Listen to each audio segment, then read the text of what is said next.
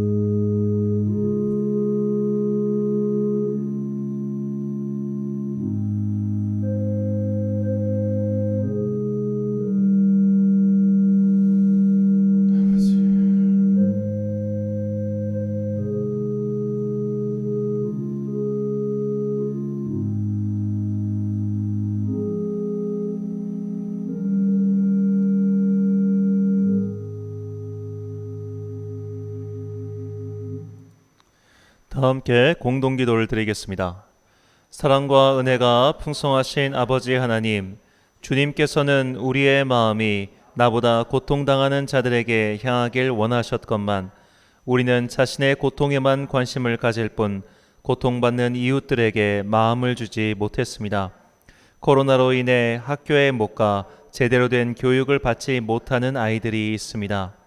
2년 가까이 제대로 된 교육을 받지 못하고 방치된 이 사회의 아이들을 모른 채 했던 우리의 죄를 회개합니다.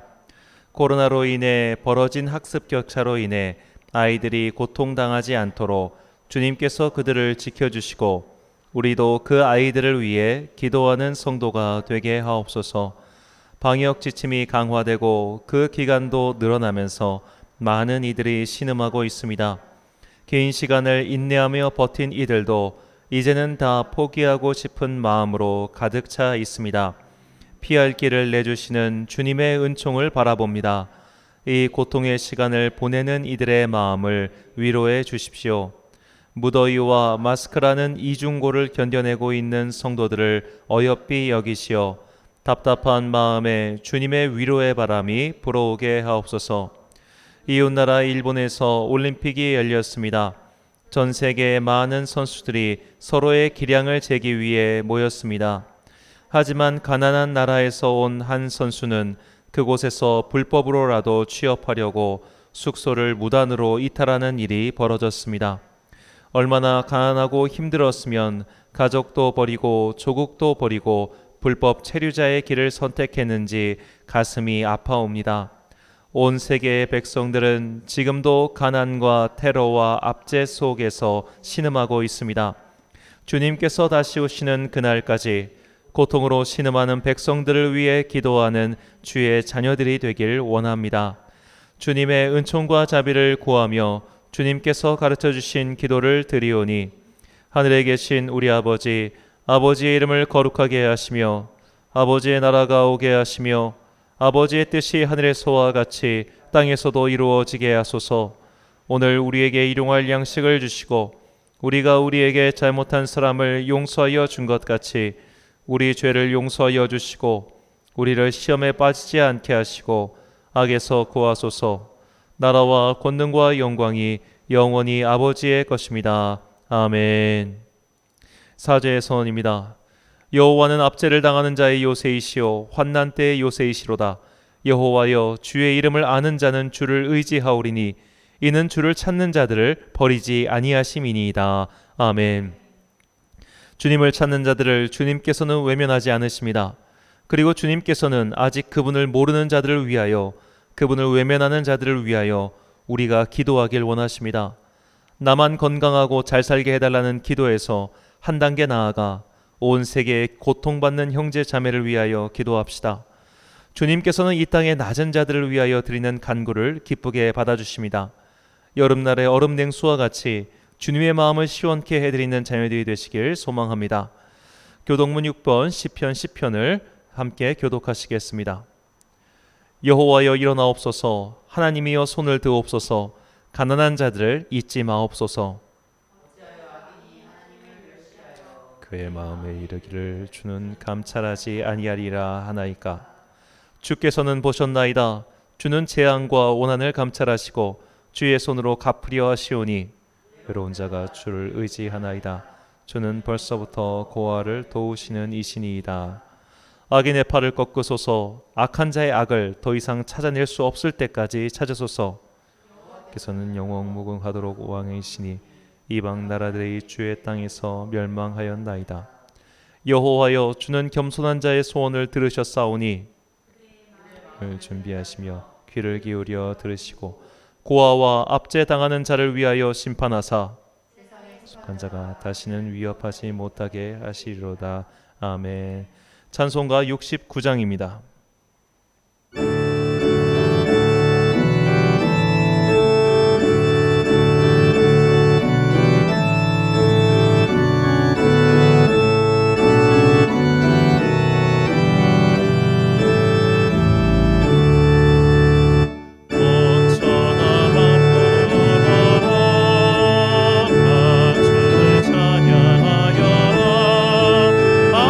할렐루야 할렐루야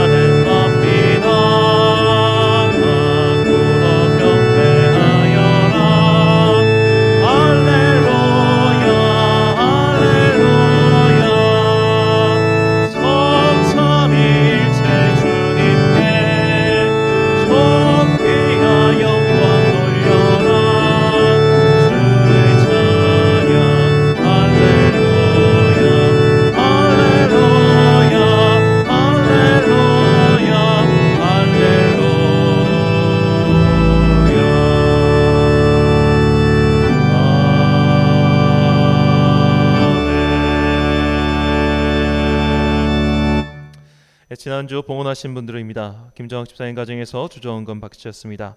11조 김정학 집사님 가정에서 드리셨습니다. 송성원 집사님, 김성희 집사님, 홍미숙 권사님, 또 김순인 권사님, 또 소영이 돌체도너 사업장에서 11조 드렸습니다. 감사헌금 이선민 집사님, 오주희 집사님 감사드립니다. 선교헌금 송금란 권사님, 또 이보람 집사님 감사합니다. 특별헌금 거룩한빛 광성교회 송순열 권사님께서 목적 헌금하셨고요. 대전제일감리교회 이경화 권사님께서 또 헌금하셨습니다. 광고 말씀드리겠습니다. 베트남 선교지로 2학기 장학금 50만 원을 보냈습니다. 구체적으로 이제 어떤 장학생이 받게 될지에 대해서는 저 선교사님께서 현재 지금 코로나 바이러스 주사를 맞으려고 한국에 들어와 계셔가지고 이분이 백신 주사 다 맞으신 다음에 다시 베트남 현지로 들어가시면 그때 정확하게 또 말씀을 나누도록 하겠습니다. 드린 예물 위하여 봉헌 및 목회기도 드리겠습니다. 사랑과 은혜가 풍성하신 아버지 하나님, 우리 교회에 은혜를 베푸사 이렇게 날마다 부족하지 않게 채워주시니 참으로 감사합니다. 주님께서 우리에게 복을 주셨으니 이 복을 나 홀로 누리는 것이 아니라 마땅히 이 땅의 곳곳에 사랑을 뿌리는 자들이 되게 하옵소서. 무더위를 견디며 살아가는 주님의 자녀들을 지켜주옵소서. 특히 연로하신 성도님들을 지켜주시어 이렇게 무더운 여름이 지나고 다가올 가을의 환절기를 잘 견딜 수 있도록 은혜를 내려주시길 간절히 소망합니다. 성도들의 사업장에 은혜를 내려주옵소서. 어려운 상황 속에서도 열심히 일하며 주신 달란트의 수확을 거두고자 하오니 각자 받은 달란트에 대한 열매를 얻게 하옵소서. 자녀들의 여름방학이 시작되었습니다. 하지만 대입을 앞둔 수험생들은 이 여름방학이 성적의 분수령이 될 것을 알기에 쉬지 않고 열심히 공부하고 있습니다. 그들은 오늘도 마스크를 쓰고 학원으로 가서 자신의 꿈을 위해 열심히 노력하고 있습니다. 한여름의 태양볕으로부터 그들을 지켜주시어 이 여름을 잘 이겨내고 다가올 겨울에 기쁨의 함성을 지를 수 있도록 지혜와 능력을 내려주옵소서. 성도들의 귀한 예물을 선교지로 보냅니다. 그곳에서 주님을 열심히 믿으며 믿음의 텃밭을 가꾸는 개척자들에게 작은 위로와 힘이 되게 하옵소서. 지금은 비록 미약한 도움이지만 언젠가 우리가 더 많은 것들을 전 세계 이웃을 위하여 사용할 수 있는 교회가 되길 소망합니다. 이제 주님의 말씀을 듣습니다. 이 말씀이 우리의 삶의 지표가 되어 어두운 세상의 등대가 되길 소망하오며 예수님의 이름으로 기도드립니다. 아멘.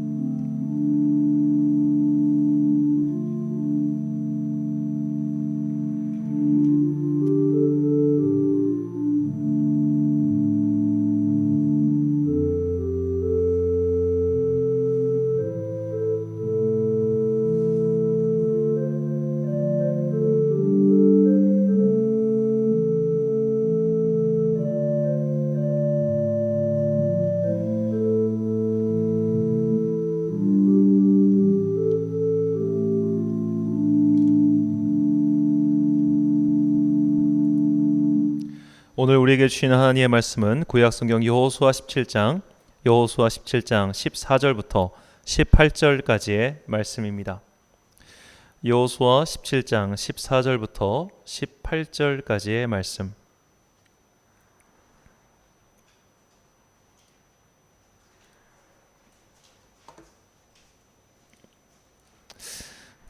이제 저와 함께 한 절씩 교독하시겠습니다. 요셉 자손이 여호수아에게 말하여 이르되 여호와께서 지금까지 내게 복을 주심으로 내가 큰 민족이 되었거늘 당신이 나의 기업을 위하여 한 제비 한 분깃으로만 내게 주심은 어찌함이니이까 하니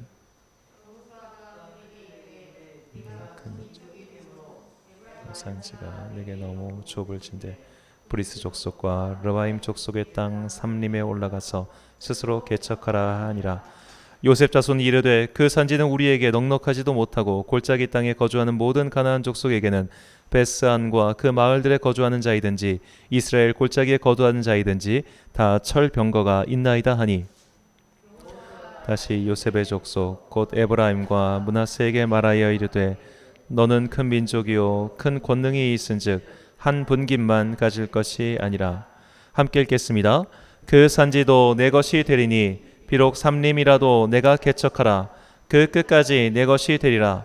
가나안 족속이 비록 철병거를 가졌고 강할지라도 내가 능히 그를 쫓아내리라 하였더라. 아멘. 믿음의 크리에이터라는 제목으로 하나님의 말씀 선포하겠습니다. 최근 얼마 전까지 이제 초등학생들에게 직업의 희망, 장래 희망이 무엇이냐라고 물어보면 1위가 유튜버였습니다. 그래서 유튜버를 지금도 사람들이 많이 하고 있고 또 앞으로도 당분간은 이 유튜버를 많이 할 것처럼 보입니다. 이 유튜버들도 영상을 올리는 사람을 유튜버라고 하는데 사실 유튜브는 그 영상을 올리는 사람들 따르게 부릅니다. 그들을 크리에이터라고 불러요. 그래가지고 이 나름 유튜브 세계에서도 이렇게 영상을 올리는 사람을 두 가지로 구분하는 것 같습니다. 첫 번째로 남의 영상을 그냥 짜집기 해서 올리는 사람들을 그냥 유튜버라고 부르고 자신만의 영상을 제작해서 올리는 사람을 크리에이터라고 따로 부르더라고요. 자, 이게 나름 좀 멋있어 보이려고 이렇게 만들어 놓은 것 같습니다. 이런 유튜브 크리에이터들은 최소한 일주일에 3개 정도씩의 영상을 제작해서 올려야 합니다. 그래야지 이제 고정적으로 구독자가 유지가 되기 때문이죠. 처음에 이제 유튜브를 시작할 때 그 관련 책들을 많이 읽었었는데 이 모든 유튜버들에게 조언하는 선배 유튜버들이 한 얘기가 뭐냐면 너만의 콘텐츠를 만들어라입니다. 너만의 콘텐츠를 만들어라. 이 콘텐츠라고 하는 것은 결국 남에게 하는 너만의 이야기가 있느냐, 너만의 스토리가 있냐, 너만의 주제가 있느냐 그것입니다. 그러니까 자신만의 관점에서 자신만의 주제를 가지고 그 활동을 해야지 그나마 오래 갈 수 있다는 거예요. 예를 들어 이제 카테고리를 정해서 먹방이면 먹방, 여행이면 여행, 뭐 책 리뷰면 리뷰 이런 식으로 각자의 주제를 정해서 또 그 분야 안에서 내가 할 수 있는 거를 해야지만 이 콘텐츠를 정기적으로 지속적으로 만들어갈 수 있다는 겁니다. 자, 그런데 이렇게 해도 이거를 사람들이 사실 다 알아요. 근데 이렇게 해도 날마다 새로운 콘텐츠를 만들어내는 게 쉽지가 않습니다. 예를 들어 이제 반려견을 키우시는 분들이 브이로그라고 해가지고 자기 일상생활, 반려견과 함께하는 일상생활을 영상으로 올리는 분들이 꽤 많습니다. 그런데 솔직히 개와 함께하는 일상이 뭐가 그리 새롭겠습니까? 그냥 산책하고 응아하고 치우고 그게 일상이잖아요. 그 일상을 똑같은 걸 계속 올려봤자 의미가 없으니까 어떻게든 뭔가 새로운 걸 만들어내야 되는데 그거를 지속적으로 만들어내는 게 쉽지 않다는 거죠. 그래서 많은 유튜브를 올리는 크리에이터들이 1년도 못 가서 그만두는 사람이 굉장히 많다고 합니다. 스스로 그렇게 창조적인 것들을 계속 하기가 어렵기 때문이죠. 이것은 비단 유튜버들만의 문제는 아닐 겁니다.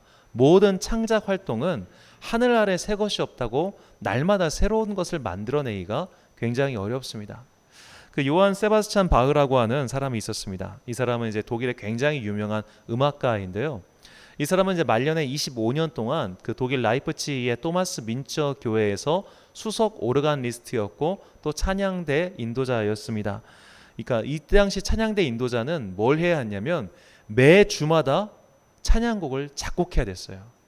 매주마다 그냥 가요처럼 간단한 코드의 곡이 아니라 굉장히 길고 다양한 그 화음이 섞여 있는 이 사람이 하는 걸 대위법이라고 하는데 그런 작품들을 매주 만들어야 됐습니다. 그래서 바하는 이 BWV라고 하는데 독일어로 이게 바하 작품 번호입니다. 이 바하 작품 번호가 무려 1175개나 됩니다. 자, 매주 작곡하니까 엄청나게 많은 걸 작곡했는데 이 재밌는 건 이런 바하도 후대로 가면 갈수록 자기가 젊었을 때 했던 것과 비슷한 게 반복되더라는 거예요. 그러니까 이 역사상 전무후무한 천재라고 알 수 있을 만한 그 바하 같은 사람도 매 주마다 새로운 걸 작곡하려니 힘에 부치더라는 겁니다. 자, 저는 지금까지 12년 동안 제가 한 설교 편수를 보니까 1300편 정도 설교를 썼습니다. 그러면 제 1300편 설교가 날마다 새로운 일화와 날마다 새로운 내용으로 되어 있을까요? 그렇지 않습니다. 분명히 겹치는 것들이 있습니다. 저는 이제 정성진 목사님 비서를 했는데 그분은 이제 설교를 손으로 쓰셨어요. 그러니까 설교 원고가 다 자필 원고인데 이 30년 넘게 설교하신 것들을 자필 원고를 모아두니까 책장 한가득 정도 분량이 나왔습니다. 그럼 이분이 그 30년 동안 매번 새로운 걸 썼을까요?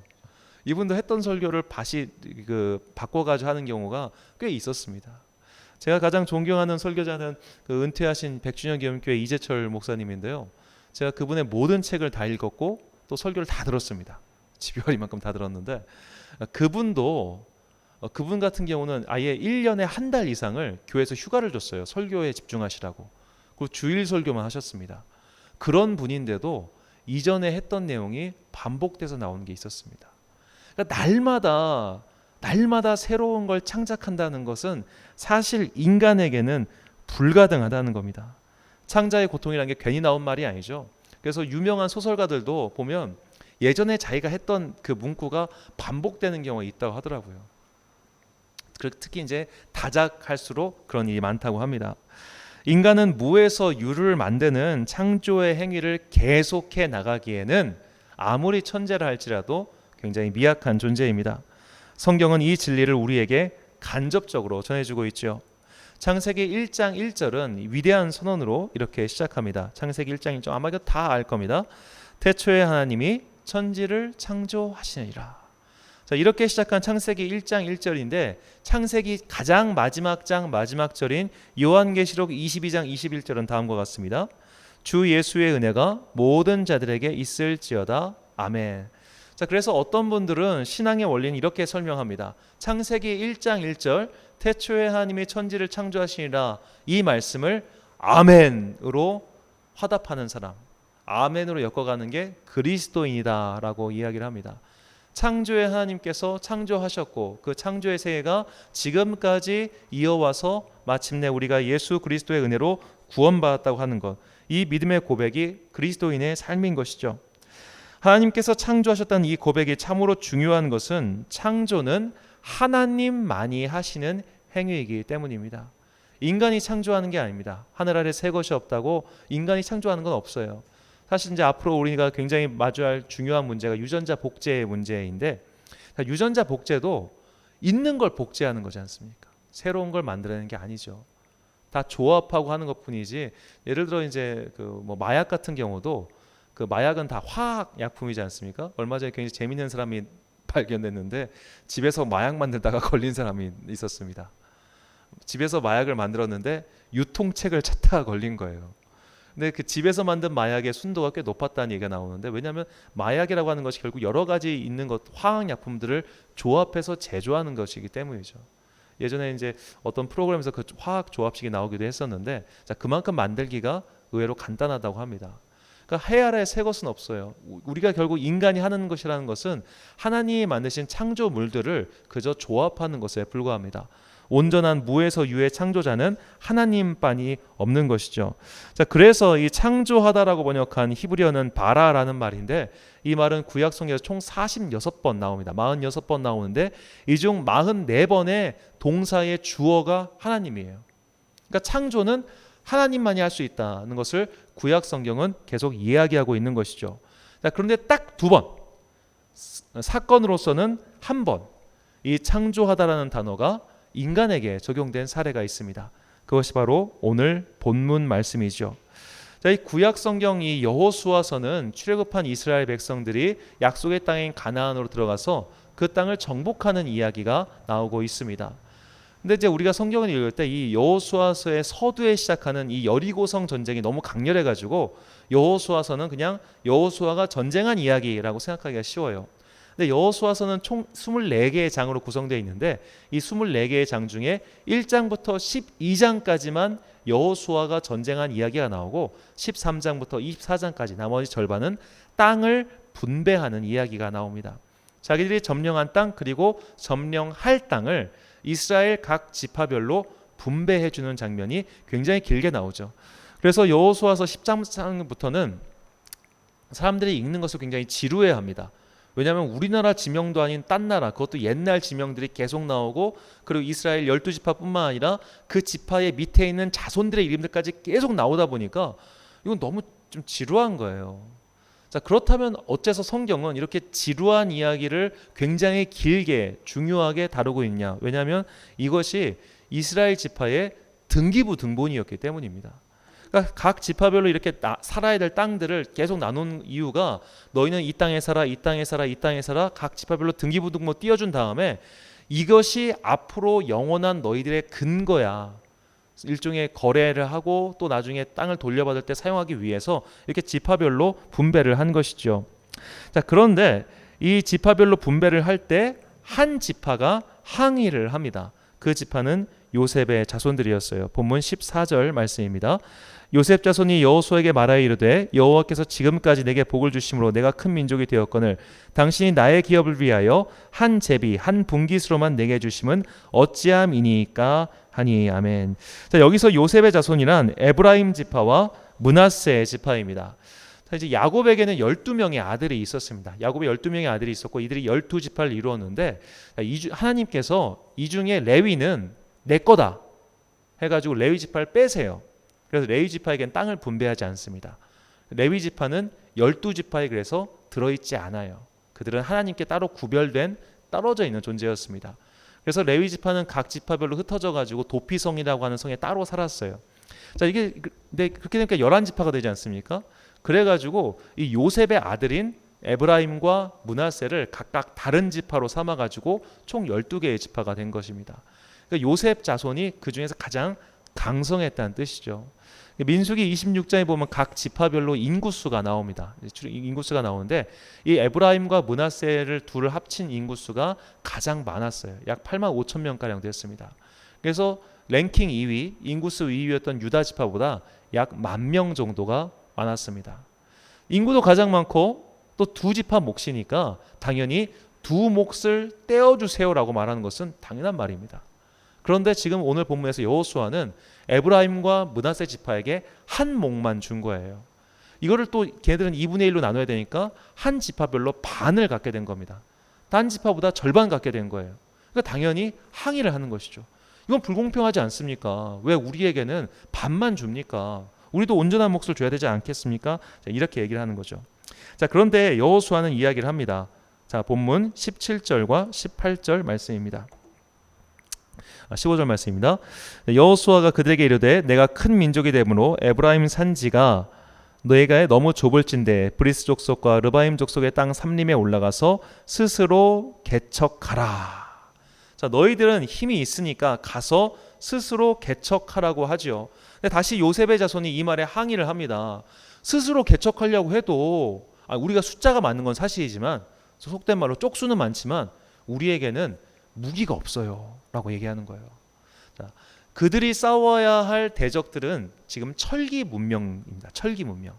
그런데 이스라엘 민족은 아직도 몽둥이 들고 싸웠어요. 철기 무기가 없는 거예요.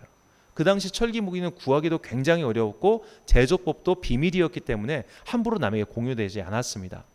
우리가 다윗과 골리앗의 이야기를 잘 보면 골리앗의 그러니까 무장이 나오는데 대부분 골리앗의 무장이 전부 구리로 되어 있습니다. 자, 그리고 유일하게 창날 끝만 철기예요. 자, 철보다 구리가 무겁습니다. 그리고 철보다 구리가 더 쉽게 뚫립니다. 우리가 이제 요새는 과학 시간에 그런 거 하는지 모르겠는데 구리 같은 거 직접 만져보면 이게 사람의 손 힘도 휘잖아요. 철보다 훨씬 더 쉽게 휘는데 무게는 더 나가고. 그러니까 갑옷으로서는 굉장히 비효율적이란 말이에요. 그런데도 갑옷을 전부 철로 만들 수 없을 만큼 철은 비쌌던 겁니다. 자, 그만큼 철기는 굉장히 귀했어요. 그래서 우리가 사무엘상에 보면 이스라엘 전체에서 철기 칼을 갖고 있던 사람이 사울 왕과 그의 아들 요나단밖에 없었습니다. 나머지 그냥 몽둥이 들고 싸웠던 거죠. 그러니까 다윗이 골리앗과 싸울 때 괜히 물맷돌 들고 싸운 게 아니라 무기가 없었던 거예요. 자, 그만큼 무기력에 굉장히 큰 격차가 있었습니다. 자, 이러니까 이들이 무기도 이렇게 안 좋은데 우리가 아무리 숫자가 많아도 저들과 어떻게 싸웁니까? 라고 여호수아에게 항의를 한 것이죠. 그러자 다시 여호수아가 요셉의 자손들에게 이렇게 얘기합니다. 본문 17절 18절 말씀입니다. 여호수아가 다시 요셉의 족속 곧 에브라임과 므낫세에게 말하여 이르되 너는 큰 민족이요 큰 권능이 있은즉 한 분깃만 가질 것이 아니라 그 산지도 내 것이 되리니 비록 삼림이라도 내가 개척하라 그 끝까지 내 것이 되리라. 가나안 족속이 비록 철병거를 가졌고 강할지라도 내가 능히 그를 쫓아내리라 하였더라. 아멘. 자, 오늘 우리는 이 15절과 18절 본문에서 한 단어에 주목해야 합니다. 바로 개척하다라는 단어인데 이 단어가 앞서 우리가 살펴봤던 바라예요. 구약 성경은 하나님께만 사용된 이 단어를 유일하게 이 본문에서 인간에게 적용시킵니다. 자, 그 말인즉 지금 너희가 이제 앞으로 해야 될 일은 이 창조의 행위에 비견될 만큼 어렵고 힘든 일이지만 동시에 창조주 하나님이 너희와 함께 하신다면 이것을 능히 다 해낼 수 있을 거라는 믿음의 선언이기도 하죠. 자, 이 말을 한 사람이 바로 여호수아입니다. 여호수아는 에브라임 지파 사람이었어요.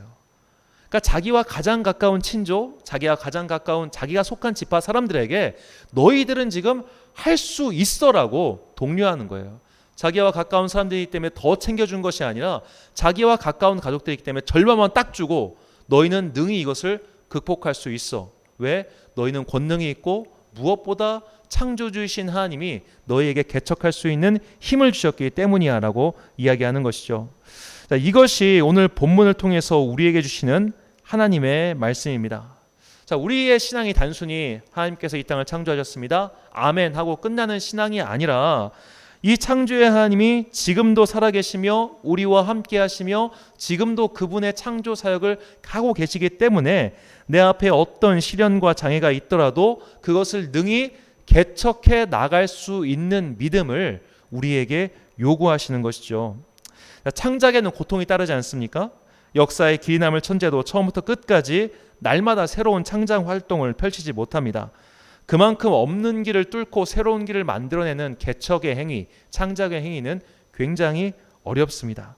하지만 우리가 그 모든 것을 능히 이겨낼 수 있는 것은 바로 창조의 하나님께서 우리와 함께하고 계시기 때문이죠. 하나님께서는 우리가 믿음의 길을 개척해 나가길 원하십니다. 비록 우리 앞에 여러 가지 시험과 장애물이 있지만 그것을 이겨낼 수 있으니 용기를 내어 전진하라고 말씀하시죠. 왜냐하면 우리 앞에 놓여져 있는 그 시험, 장애물조차 하나님께서 만드신 것이기 때문입니다. 이사야 54장 16절과 17절 말씀입니다.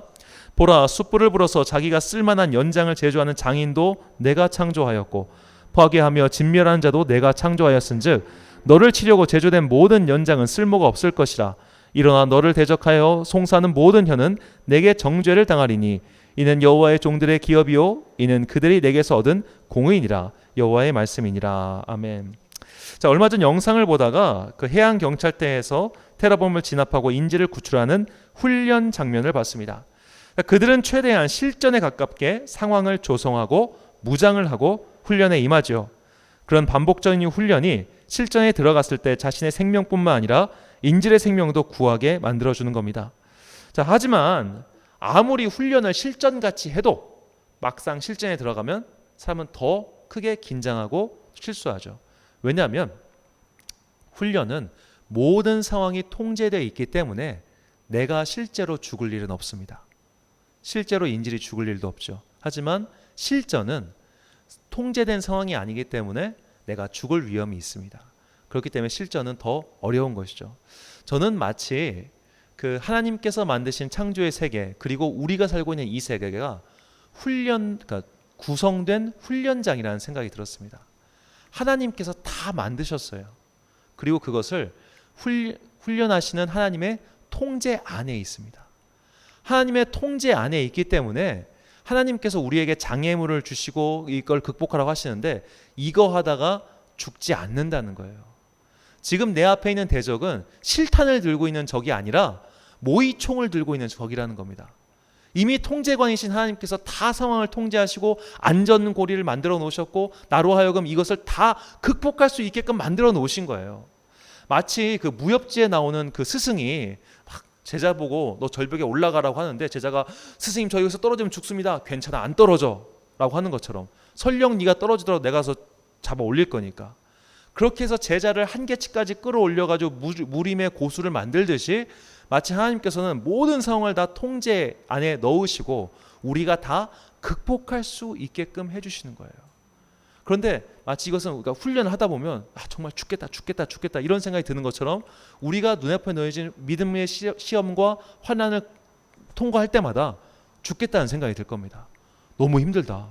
죽겠다. 이걸 어떻게 할 수 있냐. 그런데 사실 하나님께서는 다 내가 이길 수 있는 시험을 앞에 두신 거예요. 그래서 우리가 지나고 보면 내가 이것을 이겨낼 수 있었구나 라는 생각이 들지 않습니까? 그래서 고린도전서 10장 13절에서 사도 바울은 이렇게 이야기합니다. 자, 우리 같이 한 목소리를 읽어보겠습니다. 시작. 사람이 감당할 시험 밖에는 너희가 당한 것이 없나니 오직 하나님은 미쁘사 너희가 감당하지 못할 시험 당함을 허락하지 아니하시고 시험 당할 즈음에 또한 피할 길을 내사 너희로 능히 감당하게 하시니라. 아멘. 객척자의 삶은 피곤하고 힘이 듭니다. 요셉의 자손도 마찬가지였죠. 다 함께 힘을 합쳐서 얻은 땅을 분배하면 쉬운데 자기들만 사오려니 얼마나 힘들었겠습니까? 바울의 삶도 마찬가지였습니다. 남들은 가지 않은 길을 바울은 가야 했지요. 바울에게는 안정적인 교회가 있었습니다. 안디옥 교회에서 공동 담임 목회를 하면서 성도들과 함께 즐겁게 살면 됐습니다. 이게 우리가 참 이게 신기한 게 바울이 남긴 서신 중에 안디옥 서신은 없어요. 바울의 모교회고 바울을 파송시켜준 교회인데 바울은 정작 그 교회에 편지를 쓴 적이 없습니다. 그 말인즉 안디옥 교회는 굳이 바울이 쓰지 않을 만큼 안정적이고 건실한 교회였다는 뜻입니다. 돌볼 필요가 없었어요. 기왕이면 돌볼 필요가 없는 사람들 속에서 편안하게 신앙생활 하다 가면 좋지 않겠습니까? 그러나 바울은 굳이 어려운 길을 택해서 그 길을 갑니다. 그가 개척자의 길을 갔을 때 아무도 가지 않은 길이었기 때문에 환난과 시험이 한둘이 아니었습니다. 하지만 그때마다 하나님께서는 바울에게 이길 힘을 주셨고 또한 돕는 손길을 보내셔서 그를 통해서 하나님 나라의 일을 이루어 가신 것이죠. 믿음의 길이란 이런 것입니다. 뭐든지 처음이 어렵습니다. 어느 분야든지 개척자의 삶이란 참으로 힘든 것이죠. 자, 이게 가끔씩 이제 월급쟁이로 살다 보면 내가 때려치고 그냥 자영업자 돼가지고 사장님 되겠다라고 이야기를 할 때가 있지 않습니까? 이거를 굉장히 현실적으로 그려낸 만화 및 드라마가 미생이었어요. 저는 그 책을 보면서 제일 인상 깊었던 대사가 이거였습니다. 자, 이제 그 회사를 그만둔 선배가 자영업자를 차리고 나서 이렇게 얘기합니다. 회사가 전쟁터라고 밖은 지옥이다. 자, 솔직히 월급이 들어오는 게 좋습니다. 월급이 정기적으로 들어오고 그 안에서 이제 잉여 자금을 만들어내고 그래서 대출도 안정적으로 받고 이렇게 자산을 불려나가는 게 사실은 가장 좋아요. 어찌 보면 그것만큼 좋은 일은 없는 것 같습니다. 왜 어째서 그 학교 교사가 그렇게 가장 인기 있는 직업이 됐겠습니까? 안정적이기 때문입니다. 의사는 잘려요. 의사는 실수하면 잘릴 수 있고 실제로 제가 아는 성도님 중에 굉장히 큰 S병원에 S병원에서 회장님 전담 전속 의사였는데 이 회장님이 와병에 들어가시면서 그분이 그냥 잘리는 걸 봤습니다.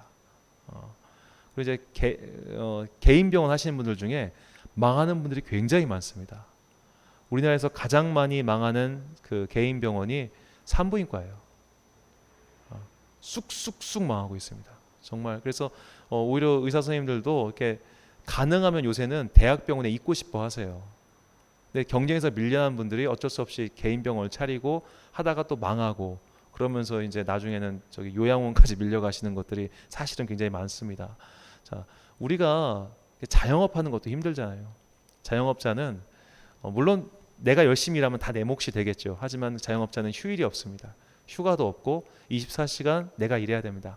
아프면은 수입이 없어집니다. 아프다고 누가 날 챙겨주는 사람이 없죠. 그러니까 개척자는 이렇게 힘든 거죠. 그래서 아무도 사실은 개척하는 걸 좋아하지 않습니다. 예를 들어 요즘엔 정말 그렇지 않지만 예전에는 사법연수원에서 그냥 돈 벌기 위해서 그냥 바로 변호사 개업하는 분들이 있었죠. 지금은 그런 분 없을 겁니다. 지금은 누구나 다 판사가 되고 싶어합니다. 그러니까 성적순으로 판사, 검사, 변호사죠. 가장 안정적인 게 판사 아니겠습니까? 검사는 검찰총장 되면은 다 옷 벗어야 되잖아요. 변호사 요새 살기 힘든 거 누가? 요새는 변호사들이 그 유튜브 같은 거 찾아다니면서 저작권 위반한 거 일부러 찾아내서 그걸로 이제 소송한다고 하더라고요. 그렇게 해서라도 벌어야 되니까. 폰트 그거 저게 무료 폰트냐 아니면 유료 폰트냐 그거 찾아내가지고 그걸로 소송 걸어서 그 60만 원짜리 70만 원짜리라도 이렇게 해서 벌어야 할 수 있으니까. 제가 일전에 어느 로펌을 방문한 적이 있었는데 전 깜짝 놀랐습니다. 로펌의 각 변호사 사무실이 우리 교회 유아실보다 작습니다. 그냥 정말 뭐 책상이라고는 진짜 상담하는 책상 하나 있고 거기 앉아가지고 자기가 손님 벌어와야 되는 거예요. 지금 전관 예우고 뭐 아무것도 없더라고요. 그게 참 로펌에 우리가 보는 그 드라마 같은 화려한 로펌은 없구나. 다들 그렇게 자영업자의 삶이라는 게 참 어렵죠. 자, 아까 설명드렸던 그 요한 세바스찬 바하가 그 독일의 아이젠하흐 출신이에요. 이 아이젠하흐는 마르틴 루터의 고향입니다. 그러니까 바하는 굉장히 신실한 기독교인이었어요. 그래가지고 자기의 신앙심을 다 표현할 수 있는 그런 찬양곡을 만들 수 있는 그런 자리를 원했습니다. 그래서 그가 말년에 이제 토마스 민저교에 간 것인데 매일매일 작곡을 한다고 생각해 보십시오. 자, 다음 볼 화면은 이게 바하가 실제로 남긴 이제 그 악보인데 그때는 다 이게 손으로 쓰지 않습니까? 나중에 가면 바하가 이거를 다 쓸라니 너무 힘이 되니까 어린 자식들까지 다 동원해가지고 이걸 간의 수공업으로 작곡했다고 합니다. 왜냐하면 자기 혼자 볼 게 아니라 복사해서 남도 줘야 되잖아요. 악곡도 줘야 되니까. 그러니까 이걸 다 온 가족이 들러 부어가지고 한 거예요. 이 짓을 20년 넘게 하니까 얼마나 힘들고 지칩니까? 그러니까 예전에 썼던 거 다시 다 갖다 쓰고, 이처럼 창작의 고통, 뭐 개척자의 고통, 자영업자의 고통이 있습니다. 쉴 수도 없고 또 남들이 가지 않은 길을 가야 되고 어떤 길을 가야 될지도 모르고. 저는 그 백종원의 골목 식당을 뭐 즐겨보진 않습니다만 그 말이, 백종원 씨가 이 골목 식당을 처음 시작할 때 이 말을 해요. 자기가 이 프로그램의 취지에 공감하고 한 이유는 본인이, 그분도 나름 개척자지 않습니까? 해보고 망해보고 해보고 망해보고 이렇게 하고 망할 때 그 누구도 나에게 이건 이렇게 해야 되라고 가르쳐준 사람이 없었대요. 망해가면서 배웠답니다. 그러니까 그때 너무 힘들었던 게, 누가 하나가 이거 조금만 알려주면 살 수 있을 것 같은데, 이거 조금만 알려주면 진짜 훨씬 더 쉽게 될 것 같은데, 개척자의 길이라는 게 그런 것 같습니다. 누가 조금만 도와주면, 누가 조금만 알려주면 이걸 다 이겨낼 수 있을 것 같은데 실제로 우리 인생에서는 그런 일이 없죠. 자, 한국교회 초기 신앙인들의 이야기를 듣다 보면 참 기계 묘묘한 일들이 많습니다. 뭐 집에서 믿음 때문에 집에서 쫓겨난 사람들, 가족에게 버림받은 사람들, 그런 이유가 참 많죠. 우리가 차라리 믿음 생활하면서 외적과 바깥에 있는 적과 싸우는 건 쉬울지도 모르겠어요. 뭐 국가와 싸우는 것은 오히려 더 힘이 날지도 모르겠습니다. 함께 싸울 수 있으니까요. 그런데 가족에게 버림받는 건 너무 어렵습니다. 네가 예수쟁이가 되더니 가족을 버려, 아버지를 버려, 엄마를 버려, 형제를 버려, 이렇게 핍박이 들어오면 너무너무 외롭고 힘들잖아요. 그런데 그들은 그 길을 갔습니다. 그렇게 개척자가 됐어요. 그래서 그들은 힘든 와중에도 교회를 세우고 사람들을 전도해서 지금까지 이 한국에 이어오는 믿음의 토대를 만든 것이죠.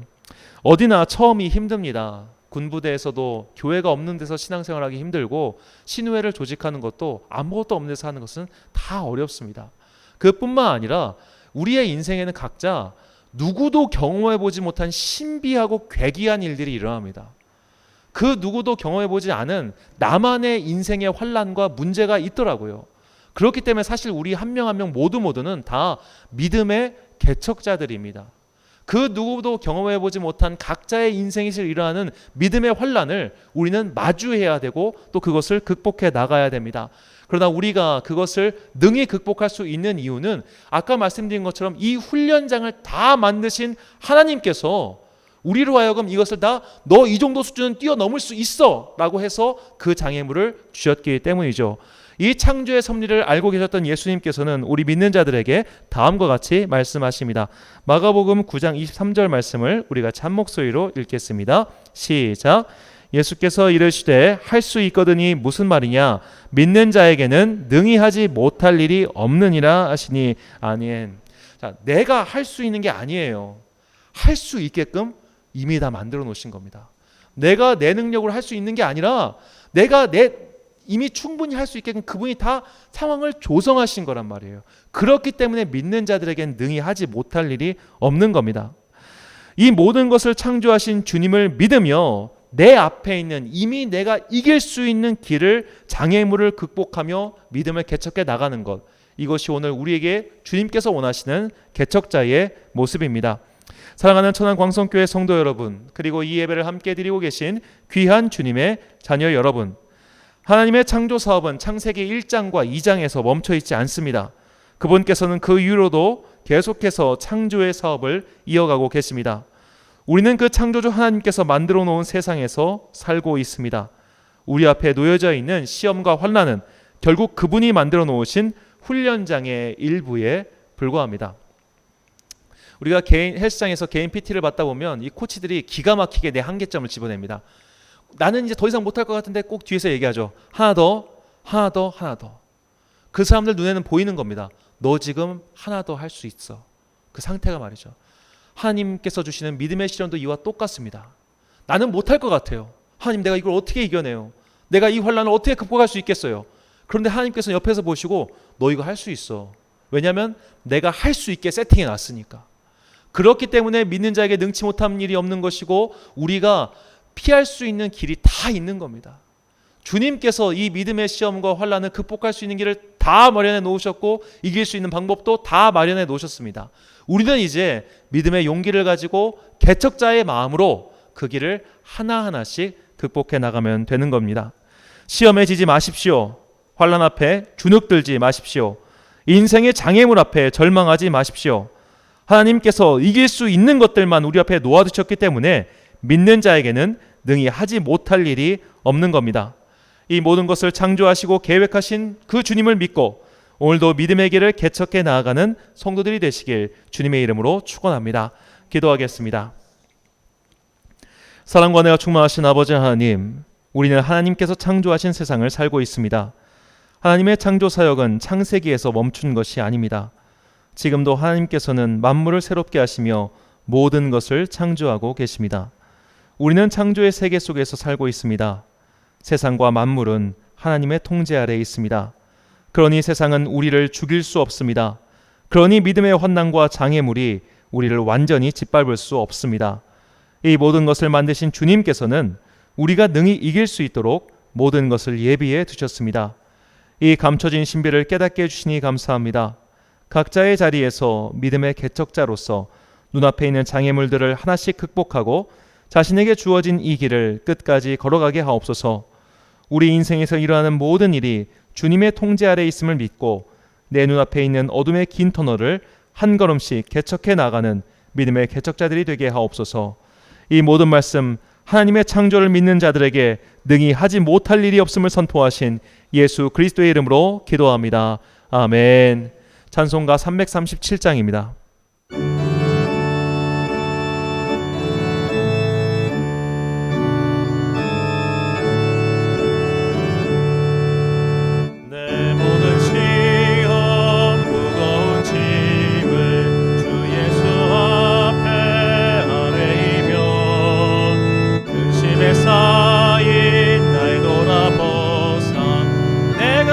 모두 맡으시네.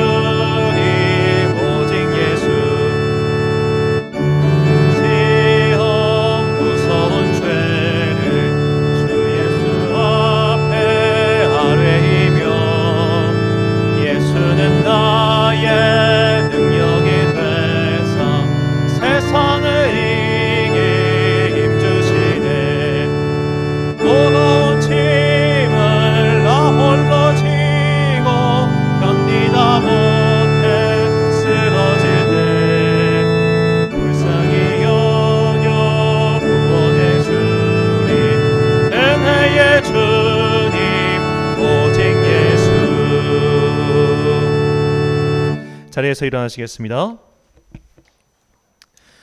하나님의 창조 사역은 지금도 계속되고 있습니다. 우리를 막아서는 모든 장애물들은 하나님께서 만드신 훈련 도구에 불과합니다.